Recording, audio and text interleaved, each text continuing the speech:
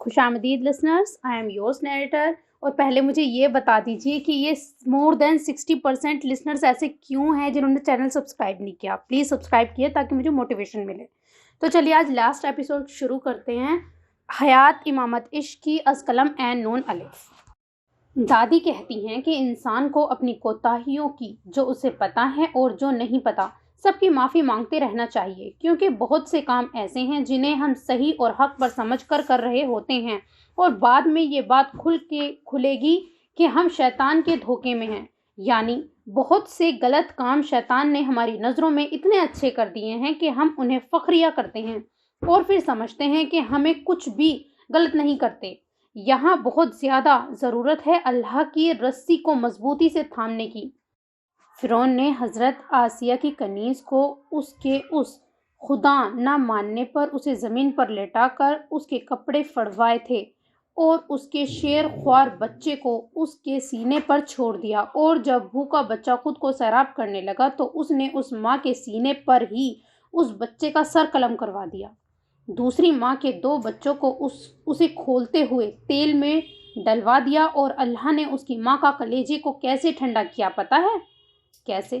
وہ بہت غور سے اس کی باتیں سن رہا تھا. کون کہہ سکتا تھا کچھ دیر پہلے جس میں اٹھنے بولنے کی بھی ہمت نہیں تھی، وہ اب اسے کتنے متوازن لفظوں میں اور لہجے میں اسے سمجھا رہی تھی. جب تکلیف سے اس ماں نے آسمان میں دیکھا تو اللہ نے اس کے بچوں کو ان کے مقام کے ساتھ دکھایا، یعنی جنت میں. وہ ماں اس لیے نہیں تڑپ رہی تھی کہ اس کے بچوں کو ایسی دردناک موت کیوں مارا ہے. وہ اللہ کی طرف سے خود کو اس قابل سمجھنے پر رو رہی تھی کہ اللہ نے اسے آزمائش کے قابل سمجھا اور پھر اس تکلیف کو کم کیا. اسے ایک پل کے لیے بھی اللہ سے شکوہ نہیں ہوا تھا اور نہ اس نے فرعون سے بدلہ لیا. ان سب مظلوموں کو معلوم تھا اللہ ظالم کی رسی کو بہت دراز کرتا ہے، پھر جب کھینچتا ہے تو اگلا پچھلا سب برابر کر دیتا ہے. اللہ نے آمنہ ماں کو چنا، پھر خود ہی انہیں بے آبرو ہونے سے بچایا اور پھر انہیں سب سے اچھی جگہ بلوا لیا اور ظالموں کو ان کا بدلہ دے دیا. دیکھیں آج وہ لوگ کتنے برباد ہیں کہ ان کے لیے رحم کی دعا نکلتی ہے. دادی کہتی ہیں سب سے بہترین انتقام وہ ہے جو اللہ پر چھوڑ دیا جائے. بولتی ہوئی وہ اس کی گود میں رکھے ہوئے نوفل احمد خان کے سر کے بالوں میں اپنی انگلیاں پھیر رہی تھی. اس کی یہ حرکت اور باتیں نوفل احمد خان کو سرور بخش رہی تھی، جو اس کے زخموں پر مرہم کا کام کر رہی تھی. دادی نے ہمیں بچپن میں ہی سکھایا تھا کہ کسی دوسرے سے سنی ہوئی بات پر یقین نہیں کرنا جب تک خود نہ سن لو، اور سن کر بھی جب یقین کرو جب تک تحقیق نہ کر لو. اور ایسا ہی معاملہ دیکھ کر یقین کرنے کا ہے. اکثر جو ہم سنتے یا دیکھتے ہیں حقیقت اس کے برعکس ہوتی ہے. صحیح کہہ رہی ہو بیوی تم. دادی نے یار کوٹ کوٹ کے بھرا علم تمہارے منہ سے سن کر ایسا لگتا ہے کہ بس سارے درد ختم. اس کے ہاتھ کو اپنے چہرے پر رکھتا وہ مسرور سا بولا.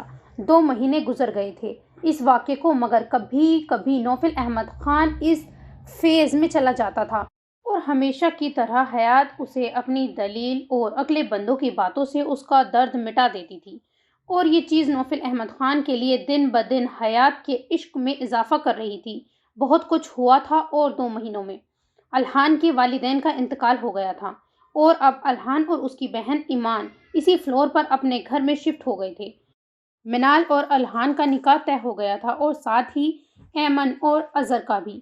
دونوں کی شادی ہفتہ بعد تھی. اور اب آپ جائیں آفس، دیر ہو جائے گی. پھر مجھے گھر جانا ہے اور میں اس بار پورے ہفتے میں آؤں گی جب تک منال آپی کی شادی نہ ہو جائے. نہ بیوی، اپنے شوہر کو اتنا نہیں ستاتے، اللہ ناراض ہوتا ہے نا. ہم دونوں 3 دن رک کر آئیں گے، ٹھیک ہے نا؟ ہمیشہ کی طرح وہ اسی طرح اسے روک لیتا تھا کیونکہ وہ اس کے بغیر صرف اللہ کے راستے میں رہ سکتا تھا، ویسے نہیں. اور حیات اب بھی اس کی دلیلوں پر راضی ہو جاتی تھی. اپنا خیال بہت زیادہ رکھنا ہے.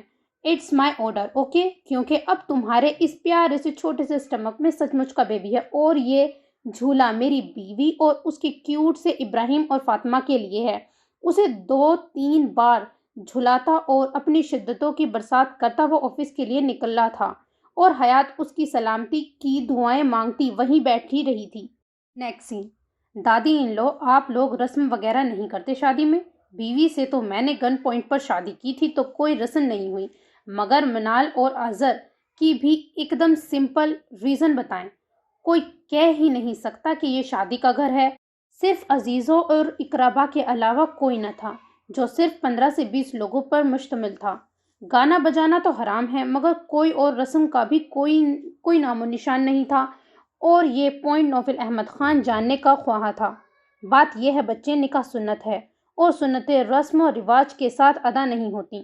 سنت تو بس نبی کے طریقے پر چلنے کا نام ہے، جو سادگی پر مختصر ہے، جو لوگوں کے لیے آسان ہے، اور جو مشکل ہو جائے وہ سنت ہوگی ہی نہیں. پھر نبی کا طریقہ نکاح کی سنت کا بس یہ ہے کہ کم سے کم خرچ ہو، عزیز و اقربا کو دعوت دو کہ خوشی کا موقع ہے، اور بس. رسم کا تو نام ہی نہیں، تو پھر نکاح میں رسم کو بڑھانا سنت تو نہیں کہلائے گا، یہ تو بدعت ہو جائے گی، اور بدعت شرک کا دوسرا نام ہے. منہ دکھائی جیسے لوگ رسم کہتے ہیں، یہ رسم نہیں سنت ہے، وہ بھی اس لیے کہ ایک لڑکی اپنی سب سے قیمتی چیز تمہیں سونپتی ہے تو یہ آپ صلی اللہ علیہ وسلم کا فرمان ہے کہ تم بھی اسے کوئی قیمتی چیز تحفے میں دو، مگر اس کے علاوہ سب کچھ حرام ہے. اگر ایک 10 منٹ کے حلال کام میں 10 دنوں کی حرام کام شامل ہو جائیں تو کیا وہ حلال نظر آئے گا؟ کیا وہ شادی پھر کامیاب ٹھہرے گی؟ میرے بچے، آج طلاقیں کیوں ہو رہی ہیں؟ میاں بیوی ایک دوسرے سے بیزار کیوں ہیں؟ بچوں کی پرورش اچھی کیوں نہیں ہو رہی ہے؟ اولادیں نافرمان کیوں پیدا ہو رہی ہیں؟ گھر کے گھر تباہ کیوں ہو رہے ہیں؟ صرف اس لیے کہ اس بلڈنگ یعنی شادی کی بنیاد کیچڑ سے رکھی گئی ہے، اور کیچڑ کی بلڈنگ کو گرنے میں وقت نہیں لگتا. جس سنت کو میرے رب نے اپنی نشانیوں میں سے ایک کہا ہے، جو مومن کا نصف ایمان ہے، اس میں لوگوں نے حرام کی آمیزش کر دی ہے، اور یہی چیز ان کی زندگی کو جہنم بنانے کے لیے کافی ہے. نکاح میرے اللہ نے حرام سے بچنے کے لیے قرار دیا ہے، مگر آج نکاح کو ہی لوگوں نے گناہ بنا ڈالا ہے. ایسی منحوسیت نکاح میں شامل کر دی کہ نہ مرد حرام سے محفوظ ہیں نہ عورتیں. گریٹ دادی ان لو، اللہ سارے مسلمانوں کو اس سنت کی سمجھ دے، اور شکر ہے اس کا میری شادی میں کوئی بدعت نہیں ہوئی، اور وہ واقعی اللہ کا شکر گزار ہوا تھا، اور اسے سمجھ آیا اس کا رشتہ اتنا کامیاب کیوں تھا. اسی لیے ہمارے ہاں کوئی رسم و رواج کا عمل دخل نہیں کسی بھی کام میں. اللہ کا یہ بڑا احسان ہے. کیا بات ہے بیوی، تم کیوں خاموش ہو؟ نوفل احمد خان نے حیات کی طرف دیکھا، جو دادی کی بات غور سے سن رہی تھی مگر بالکل خاموش تھی. اس کے پوچھنے پر دادی رابعہ بیگم اور فائزہ بیگم بھی متوجہ ہوئی تھیں. آپ نے مجھے منہ دکھائی دی ہی نہیں. اور ایسے ہی اگلی بات نوفل احمد خان کے ہاتھ نے روک دی تھی جو اس کے منہ پر ٹکا تھا. مل جائے گا بیوی، ذرا صبر. نوفل احمد خان کی جھیپ اور حیات کی سب کے سامنے کی گئی بے وقوفی پر وہ تینوں سر جھکا کر اپنی مسکراہٹ روکنے لگی تھی. اتنا بے باک انسان اپنی بیوی کی کسی نہ کسی بات پہ سب کے سامنے پزل ہو جاتا تھا. تو کب دیں گے؟ میں پھر سے دلہن بنتی ہوں، پھر دینا. آپ کی یہ سنت رہ گئی نا ادا کرنے سے؟ بالکل بیوی، یہ سنت ہم بھی ادا کریں گے، مگر اپنے گھر جا کر. ابھی سب کے سامنے ایسی باتیں نہیں بولتے.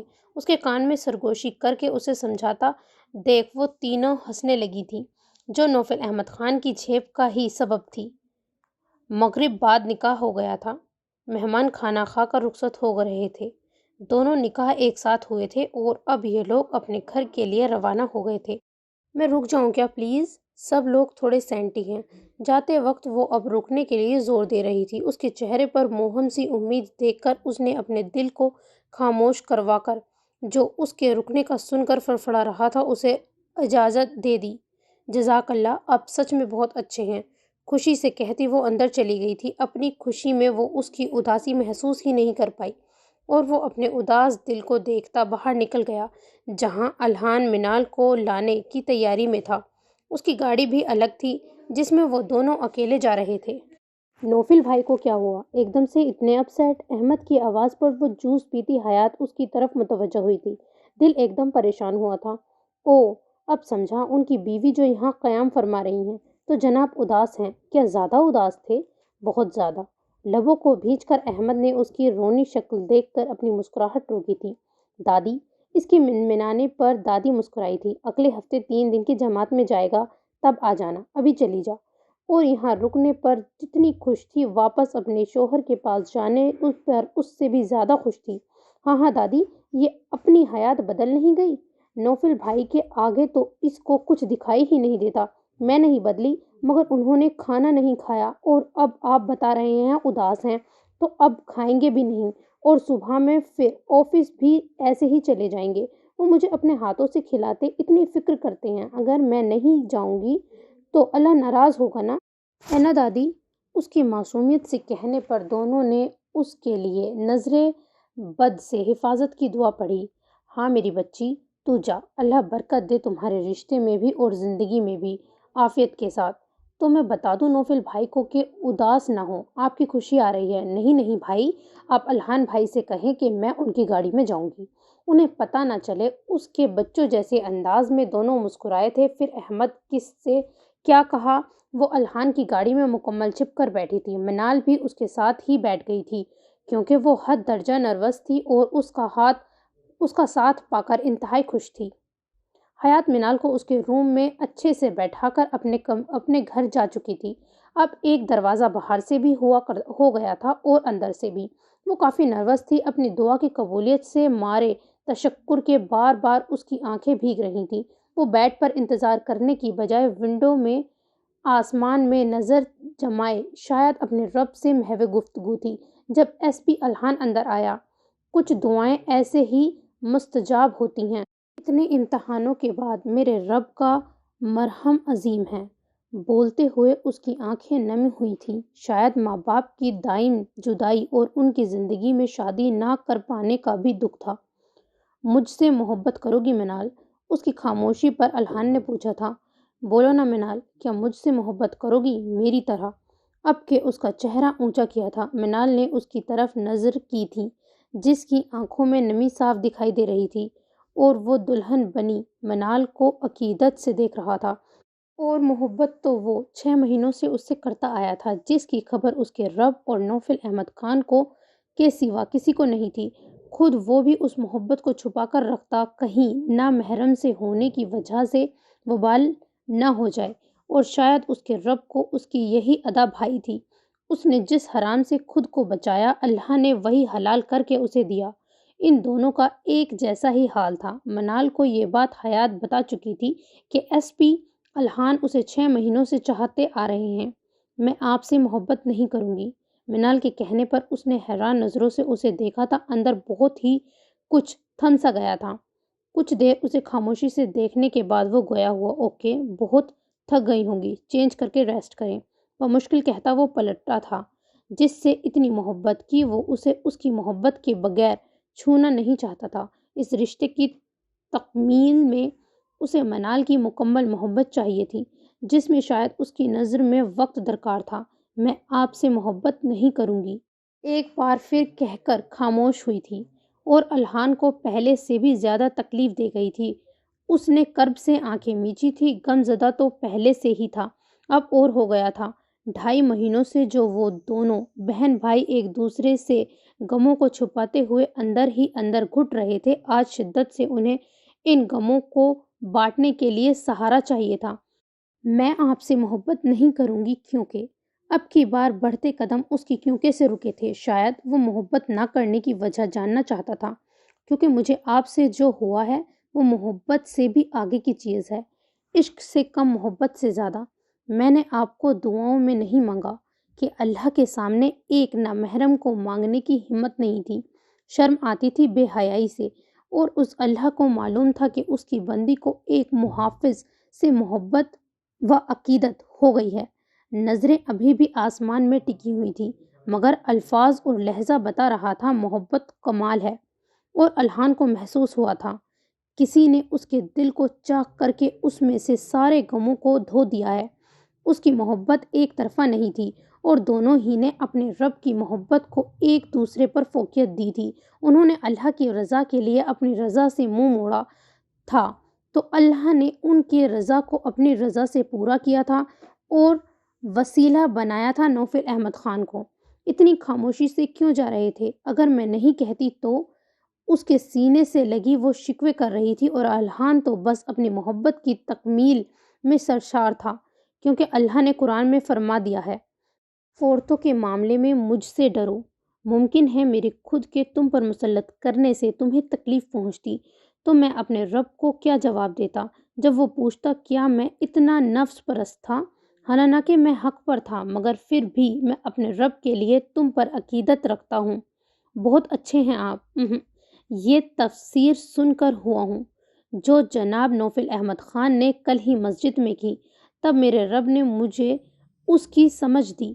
نماز شکر ادا کریں، جھجکتے ہوئے منال نے پوچھا تھا، جسے سن کر الہان اسے اور شدت سے گلے لگا گیا تھا۔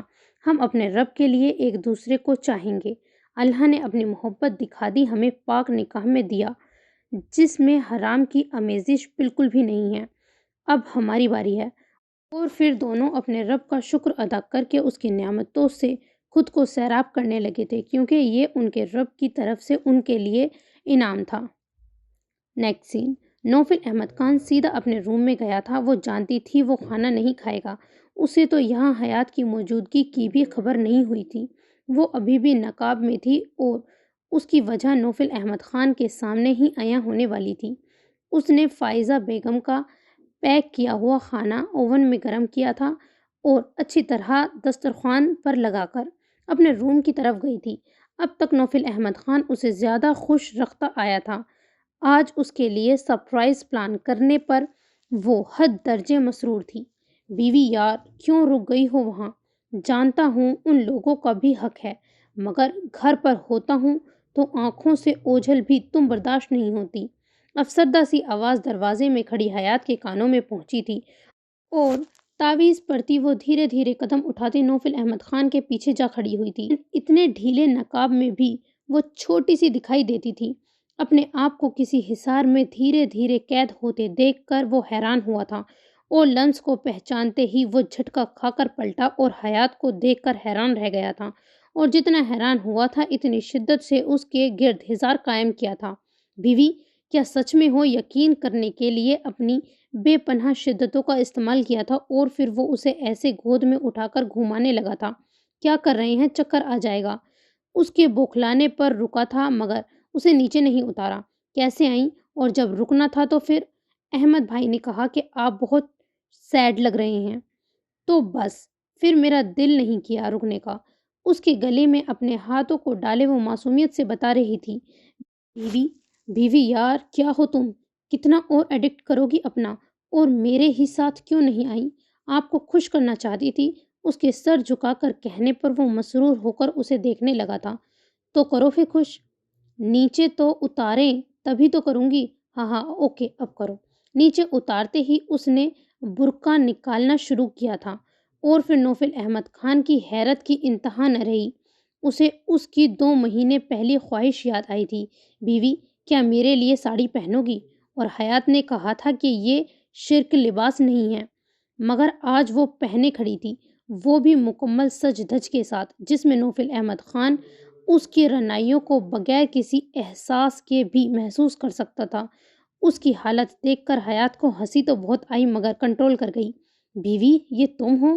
وہ اب تک شوق تھا۔ جی میں نے دادی سے پوچھا تھا تو انہوں نے بتایا کہ شوہر کے لیے صرف اس کے سامنے چاہے جیسے رہو، اور جو شیطان اور جنات گھر میں ہوئے تو کوئی بھی اس وقت گھر میں موجود نہیں ہے، کیونکہ میں نے تقریباً 21 مرتبہ آیت الکرسی پڑھ کر ان سب کو بھگا دیا ہے۔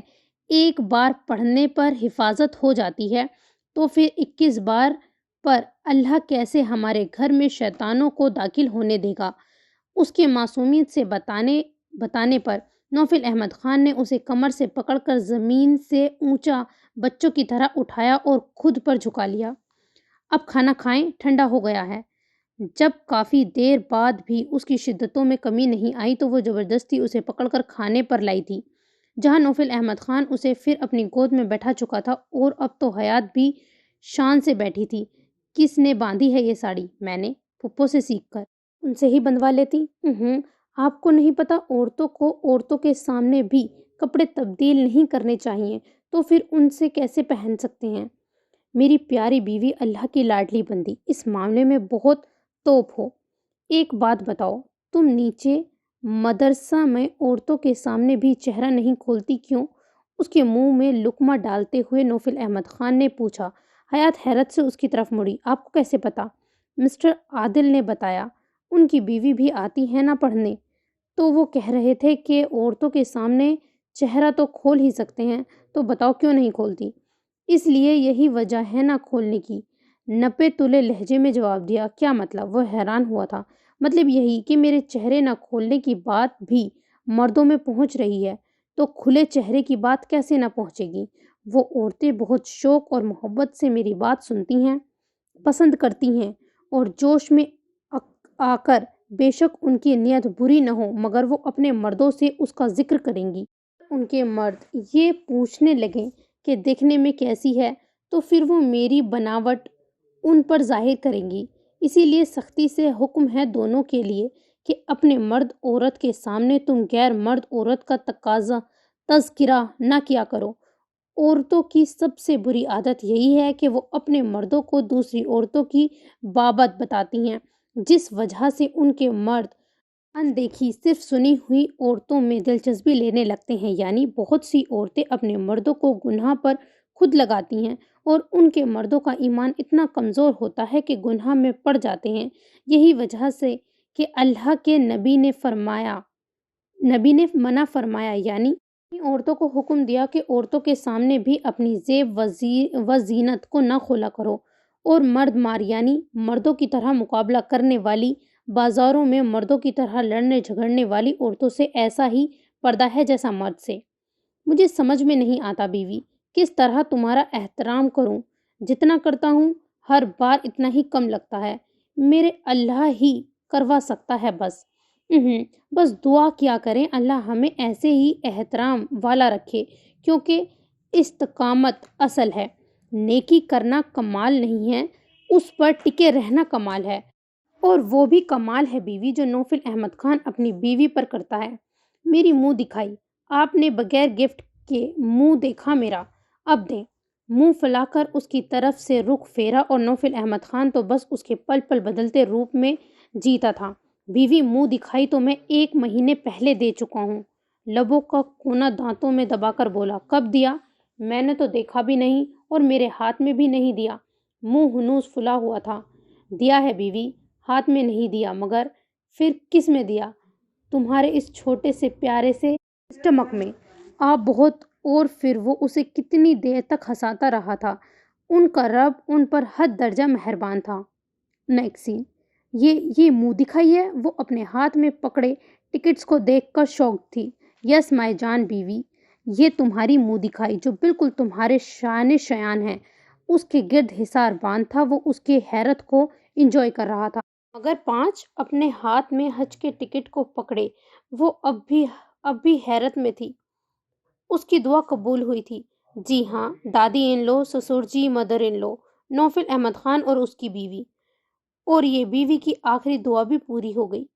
हम ठीक 1 हफ्ते बाद निकल रहे हैं, और हयात फर्द जज्बात से उससे लिपट गई थी। आंखों से अश्क बहने लगे थे। ऐसा बहुत कम करती थी वो, जब अकीदत से उसमें समाती थी, और नौफिल अहमद खान तो बस उसके एक एक अमल से बहक जाता था, जैसा अब हुआ था।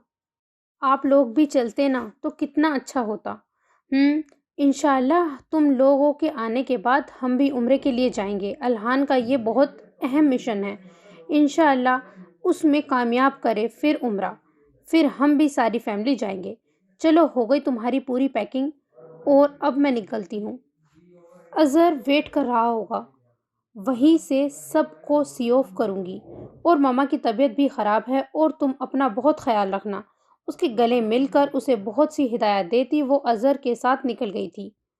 सुने, फाइल चेक करता नौफिल अहमद खान की उसकी आवाज़ पर मुतवज्जह हुआ था, जो अब सलाम करके उसे दूध का गिलास दे रही थी, और रोज़ाना की तरह उससे गिलास लेकर साइड में रखा और उसे अपने करीब बिठाया। नाम लो मेरा। आज फिर उसे अपना नाम बुलवाने का दौरा पड़ा था। उसका कहना था वो भी उसका नाम लिया करे, जैसे मिनाल लेती है, ऐमन लेती है। और दूसरी औरतें, आप क्यों करते हैं ऐसा? میں نہیں لے سکتی آپ کا نام۔ وہ پھر منائی تھی۔ کیوں؟ کیونکہ آپ بڑے ہیں نا، اور بس مجھے نہیں لیا جاتا، میں ایسے ہی بولوں گی۔ اور پھر اس کو کنونس کرنے کے لیے اسی میں پناہ لی۔ پھر تو نوفل احمد خان کو کنونس ہونا ہی تھا، اور ویسے بھی وہ اس کا یہ انداز بہت انجوائے کرتا تھا۔ ایک عجیب لطف محسوس ہوتا تھا اسے۔ جیسے جیسے وقت گزرتا جا رہا تھا ویسے ہی نوفل احمد خان کے عشق میں اضافہ ہوتا جا رہا تھا۔ 10 سال بعد آج اس کے بیٹے کی قرآن حافظی کی دستار بندی تھی، اس کے مدرسے میں جو اس نے اپنی ماں کے لیے صدقہ جاریہ کے طور پر بنوایا تھا، جس کا نام دارالفلاح رکھا تھا، اور اسی کے ساتھ ایک ہاسپٹل جو خاص عورتوں کے لیے تھا جو اس نے اپنی بیوی کے لیے بنوایا تھا۔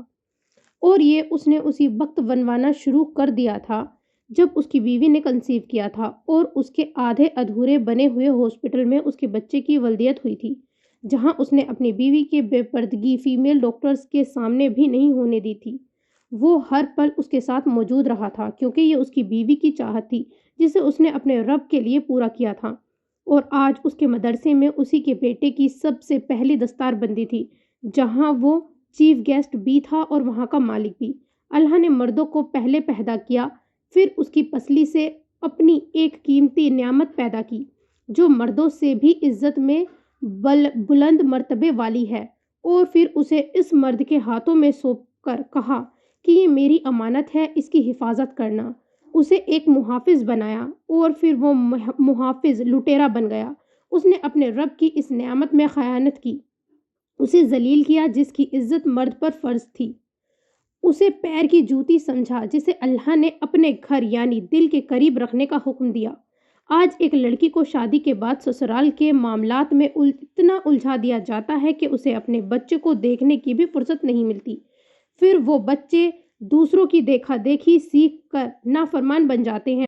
اس پر عورت کو طعنہ مارا جاتا ہے کہ وہ بچوں کی پرورش اچھی نہیں کی۔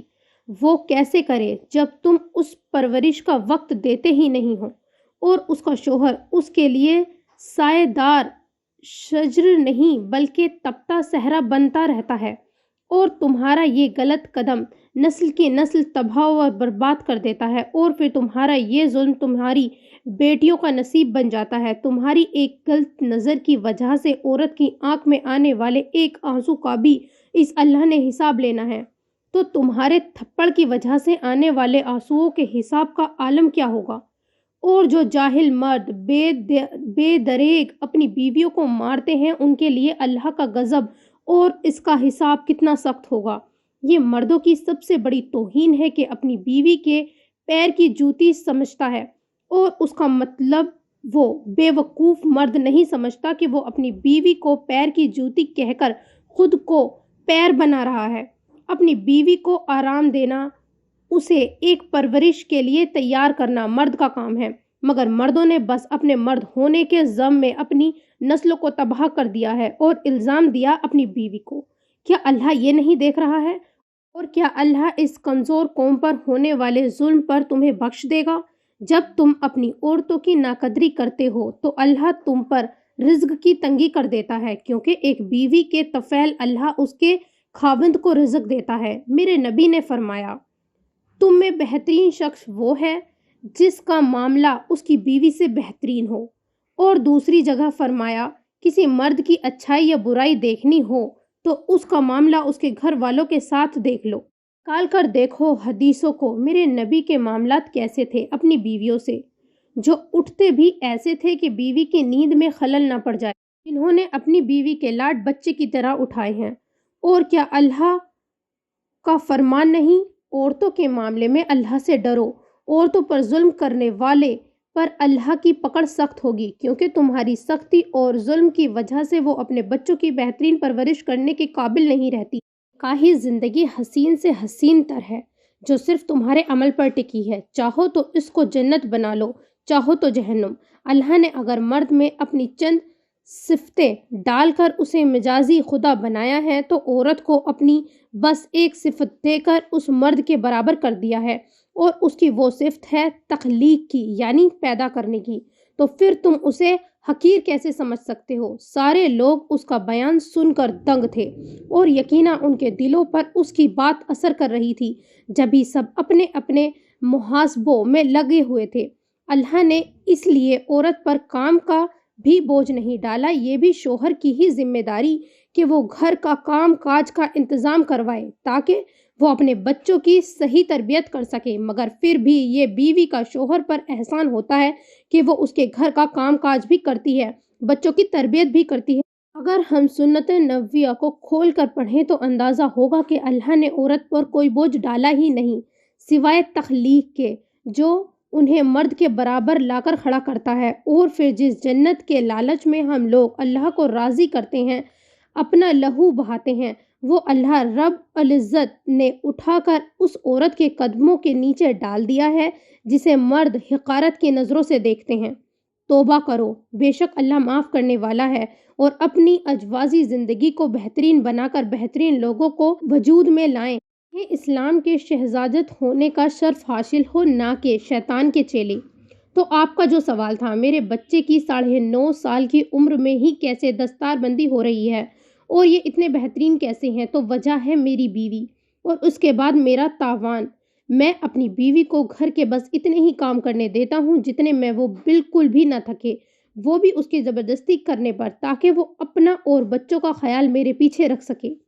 اور پھر جب میں اپنے گھر جاتا ہوں تو ان لوگوں کو دیکھ کر دن بھر کی ساری تھکن بھول جاتا ہوں، کیونکہ میری بیوی نے ہمارے بچوں کو اسلام کے شہزادے اور شہزادیوں کی طرح بنایا ہے، جو آنکھوں کی ٹھنڈک اور دل کا سکون ہے۔ اور پھر ان لوگوں کا خیال رکھ کے میں اپنا فرض ادا کرتا ہوں، جس میں میرے لیے سکون ہی بیزاری نہیں۔ اور دوسرا سوال جو آپ لوگوں کا ہے کہ مجھے اپنے بچوں سے زیادہ محبت ہے یا اپنے کام سے، تو میرا جواب یہ ہے کہ مجھے اپنے رب کے بعد اپنی بیوی سے محبت ہے، اس کے بعد اپنے بچوں سے۔ اور لوگ اس کامیاب بزنس مین کا جواب سن کر ہی دنگ رہ گئے تھے۔ اس کے سسرالی اور اس کا دوست نوفل احمد خان پر فخر کر رہے تھے، جو اللہ نے ان کے لیے نعمت بنا کر بھیجا تھا۔ دعا پڑھ کر اس نے تمام لوگوں کو سلام کیا تھا اور مصافحہ کرتا لوگوں کے جوابات دیتا وہ اب اپنے گھر اپنی جنت میں جا رہا تھا، جہاں اللہ نے اس کے لیے بے شمار نعمتیں اتاری تھیں۔ 10 دن سے وہ جماعت میں تھا اور سیدھا اپنے سسر کے ساتھ یہیں آیا تھا۔ اپنی بیوی کو دیکھنے کی چاہ پڑتی تو قدموں میں تیزی آ جاتی، لوگوں کے لیے مثال راہ بن رہا تھا، تو اس کی بیوی عورتوں کی ہدایت کا ذریعہ بن رہی تھی۔ اور بلا شبہ اللہ نے انہیں اپنے دین پر محنت کے لیے پسند فرما لیا تھا، کیونکہ انہوں نے ہر چیز سے بڑھ کر اپنے رب اور رسول سے محبت کی تھی۔ نیکسٹ سین۔ امی جان، آپ ابھی زمین پر پیر نہ رکھیں، فرش ٹھنڈا ہے، آپ کو تکلیف پہنچے گی، میں آپ کی سلیپرز لاتا ہوں۔ اس کا دوسرا 8 سالہ بیٹا قاسم اپنی ماں کو بغیر سلیپرز کے صوفے سے اترتے دیکھ کر دوڑ کر آیا تھا۔ او میری جان، کچھ نہیں ہوگا، اس نے اس کے دونوں گالوں پر پیار کرتے ہوئے کہا تھا۔ نہیں امی جان، آپ کی طبیعت ٹھیک نہیں ہے، آپ یہ پہن کر اتریں اور بتائیں کہاں جانا ہے آپ کو۔ جان نے کہا تھا آپ کو کوئی کام نہیں کرنا ہے، خالدہ آنٹی کام کر دیں گی۔ صحیح کہہ رہا ہے قاسم بیٹا حیات، نوفل کو پتہ چلا کہ بخار میں تم نے کام کیا تو وہ پھر ناراض ہو جائے گا۔ فائزہ بیگم نے بھی نواسے کی ہاں میں ہاں ملائی تھی۔ ابراہیم نوفل احمد خان کی آج دستار بندی تھی، جس کی وجہ سے سارے لوگ آئے ہوئے تھے۔ اس کی طبیعت خراب تھی آج صبح سے ہی، جس کی وجہ سے سارا کھانا بھی منال، رابعہ پھپھو اور فائزہ بیگم نے مل کر بنایا تھا۔ 5 سال قبل دادی کا انتقال ہو چکا تھا، جو آج بھی سب کی باتوں میں اول روز سے ایک نیکی کی طرح زندہ تھیں۔ ان 10 سالوں میں جہاں اللہ نے اسے 4 بچوں سے نوازا، وہیں منال کو بھی 4 ہی بچے تھے اور آذر کے ابھی 2 ہی تھے، اور ان کے بچوں کی تربیت میں بچپن سے ہی ایسی پختگی تھی کہ وہ لوگ اپنے ماں باپ کو بادشاہ اور ملکہ کی طرح ٹریٹ کرتے تھے۔ اور ان بچوں میں نوفل احمد خان اور حیات کے بچے نہایت ہی نمایاں تھے۔ بیٹے بالکل نوفل احمد خان کی طرح ہی اس کا خیال رکھتے تھے، ایک جنت تھی ان کی، یہ جو اللہ نے ان کے لیے زمین پر بھی اتار دی تھی۔ اور پھر بہت ہی خوشگوار ماحول میں کھانا کھایا گیا تھا۔ نوفل احمد خان نے سب لوگوں میں اپنی بیوی کی غیر موجودگی شدت سے محسوس کی تھی۔ اس کی طبیعت کچھ ایسی ہی ہو رہی تھی، اسی لیے وہ آرام کر رہی تھی۔ اس کی بے چینی اس کی ساس محسوس کر چکی تھی۔ حیات کے لیے اس کی شدت سے سبھی واقف تھے۔ صحیح سے کیوں نہیں کھا رہے ہو؟ الحان نے اس کی غائب دماغی نوٹ کر لی تھی۔ میری بیوی بیمار ہوئی اور اس نے مجھے بتایا نہیں۔ اتنی زیادہ نہیں ہے، بتایا تھا مجھے منال نے۔ ابو جان، میں امی کے پیروں پر زیتون آئل لگا کر آیا ہوں زبردستی، ان کے پیر بہت ٹھنڈے ہو رہے ہیں نا۔ قاسم کے بتانے پر وہ اور بے چین ہوا تھا۔ وہ آج بھی ایسا ہی تھا، اپنی بیوی کا عاشق۔ چلو بھائی، اب آرام کرو سب، کافی رات ہو گئی ہے۔ فرحان صدیقی بھی داماد کی پریشانی محسوس کر گئے تھے، جو اب مروت میں ان سب کے ساتھ بیٹھا ہوا تھا۔ ابو جان، میں نانا جان کے ساتھ سوؤں گا۔ عبداللہ، الحان کا بیٹا، کے کہنے پر قاسم بھی آگے آیا تھا اور ان کی دیکھا دیکھی اس کی بیٹیاں بھی۔ بالکل بچوں، چلو سب۔ جب بھی بچوں کے نانا نانی آتے تھے تو سارے بچے ہی ان کے گرد ہو جاتے تھے۔ وہ اپنی بیوی کا کھانا لے کر اپنے روم کی طرف بڑھ گیا تھا۔ وہ روم میں داخل ہوا تو حیات ابراہیم کو گود میں لیے بیٹھی تھی اور اس سے اس کی ساری رداد سن رہی تھی، اور ابراہیم ساتھ ہی ساتھ اس کا سر بھی دبا رہا تھا۔ وہ بلا شبہ نوفل احمد خان کی کاپی تھا۔ ابو جان، امی کے قدموں کے نیچے جنت ہے نا؟ ہاں بیٹا۔ اتنا سنتے ہی ابراہیم حیات کے قدموں میں جھکا تھا اور اس کے پیروں کو بوسہ دیا تھا، اور حیات اسے روک بھی نہیں پائی تھی۔ نوفل احمد خان نے مسکرا کر بیٹے کو دیکھا تھا۔ مولانا نے کہا تھا کہ جنت کی خوشبو وہی سونگھ سکتا ہے جو اپنے والدین کا فرما بردار ہوتا ہے، اور میں نے ابھی وہی خوشبو سونگھی ہے۔ ابو جان، میں فرما بردار ہوں نا؟ اس میں رب کی ناراضگی کا خوف بالکل حیات جیسا تھا۔ ہاں میرے لال، تم فرما بردار ہو، اور اب جاؤ، ورنہ نانا جان کے قصے سننے نہیں ملیں گے۔ اس کے کہنے پر وہ دونوں کو سلام کرتا اور ان کے ہاتھوں پر بوسہ دیتا چلا گیا تھا۔ ناراض ہیں؟ اس کی خاموشی سے کھانا رکھنے پر وہ گویا ہوئی تھی۔ خیال کیوں نہیں رکھا اپنا؟ قاسم بتا رہا تھا تم ٹھیک سے کھانا نہیں کھاتی تھیں۔ وہ آج بھی ویسی ہی تھی، وزن بس اب 50 کلو ہو گیا تھا۔ آپ کھلائیں؟ اس کے کہنے پر وہ اس کے قریب بیٹھ کر اسے کھلانے لگا تھا، مگر بات اب بھی نہیں کی تھی۔ وہ بھی خاموشی سے کھا رہی تھی۔ اسے کھلا کر روم سے ملحق گیلری میں چلا گیا تھا۔ میں نے خیال رکھا، مگر جو عادت آپ نے ڈالی ہے وہ تھوڑا ادھورا کر جاتی ہے آپ کی غیر موجودگی میں، اور یہ مجھے تکلیف نہیں دیتی بلکہ ہر پل آپ کی یاد دلاتی ہے، اور یہ میرے لیے زیادہ خوشی کا باعث ہے۔ اب آپ کی بیوی اتنی بھی کنزرویٹو نہیں رہی۔ اس کی پشت سے حصار قائم کیے وہ اسے مطمئن کرنے کی کوشش کر رہی تھی۔ ننگے پیر اٹھ کر کیوں آئی ہو؟ اسے گود میں لیے وہ واپس اندر آیا تھا۔ ناراض وہ اس سے رہ ہی نہیں سکتا تھا۔ تاکہ آپ خیال رکھیں۔ اب آپ کو پتہ ہے آج میں بہت خوش ہوں، جانتا ہوں، اور تم بلا شبہ ایک بہترین ماں ہو، اور ہم بھی اب جنت کے تاج کے حقدار ہو گئے ہیں۔ اسے اپنی گود میں بیٹھائے اور مضبوط حصار قائم کیے اب وہ اپنی تھکن اتار رہا تھا۔ آج مجھے دادی بہت یاد آئی تھی، اور نوفل احمد خان اس کی بیماری کی وجہ پا گیا تھا۔ اس کی دادی سے انسیت سے وہ اچھی طرح واقف تھا۔ وہ آج ہمارے بچوں کو دیکھتی نا تو بہت خوش ہوتی، اور مجھے یقین ہے اللہ نے انہیں ابھی بھی بہت خوش رکھا ہوگا۔ اس بار کتنے لوگوں کو حج پر بھیج رہے ہیں؟ اس کے ہاتھ کو اپنے چہرے پر رکھتے ہوئے پوچھا تھا۔ 4۔ اس بار جماعت میں کیا کر کے آئے ہیں؟ ایک گاؤں میں ایک مسجد اور وہاں پانی کا انتظام کروایا ہے، اور یہ وہ کام تھے جن کی خبر اس کے رب کے بعد اس کی بیوی کو تھی۔ میں نے بہت مس کیا آپ کو۔ اور پھر تم نے میری شرٹ پہنی ہوگی؟ جی، مگر صرف سوتے وقت۔ اس بار ہم بھی حج پر جا رہے ہیں بیوی، امی کے نام کا ایک اور حج کرنا چاہتا ہوں۔ اس کی بات پر اس نے اس کے مضبوط حصار میں اپنی شدت بھی شامل کی تھی۔ آپ کو پتہ ہے پاپا اور بھائی کہہ رہے تھے کہ آپ سارے مردوں کو اچھا شوہر بنا کر چھوڑیں گے۔ بیوی، میں تمہارے ساتھ جنت میں نہیں جانا چاہتا۔ اس کی بات پر اس نے سوالیہ نظروں سے اس کی طرف دیکھا تھا۔ کیونکہ میں تمہارے ساتھ تمہارا ہاتھ پکڑ کے اپنے رب کے سامنے جانا چاہتا ہوں۔ اللہ جب ہمارا حساب لے تو ہم دونوں کو ساتھ رکھے۔ اپنی خواہش کا اظہار کرتا وہ اسے ہدایت پہنچا رہا تھا۔ میں بھی۔ آپ کو معلوم ہے آپ صلی اللہ علیہ وسلم نے فرمایا، تم میں بہترین مرد وہ ہے جو اپنی بیوی کے ساتھ سب سے اچھا ہو، اور آپ وہ بہترین مرد ہیں۔ میں آپ سے راضی ہوں، میرا رب بھی آپ سے راضی ہے۔ کیا آپ مجھ سے راضی ہیں؟ آواز میں نمی تھی۔ میں تم سے راضی ہوں، میرے رب بھی تم سے راضی ہے، اور تم بھی مجھ سے راضی ہو جانا۔ کہنے کے ساتھ ہی وہ اس پر جھکتا چلا گیا تھا، اور ان کا پیار بالکل ایسا ہی رہنا تھا کیونکہ وہ دونوں اپنے رب سے سب سے زیادہ محبت کرنے والے تھے۔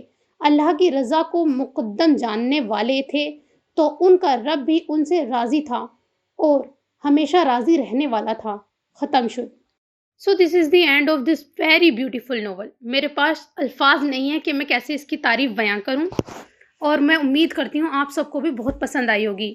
انشاءاللہ پھر کسی نئی ناول کے ساتھ ملاقات ہوتی ہے. اللہ حافظ.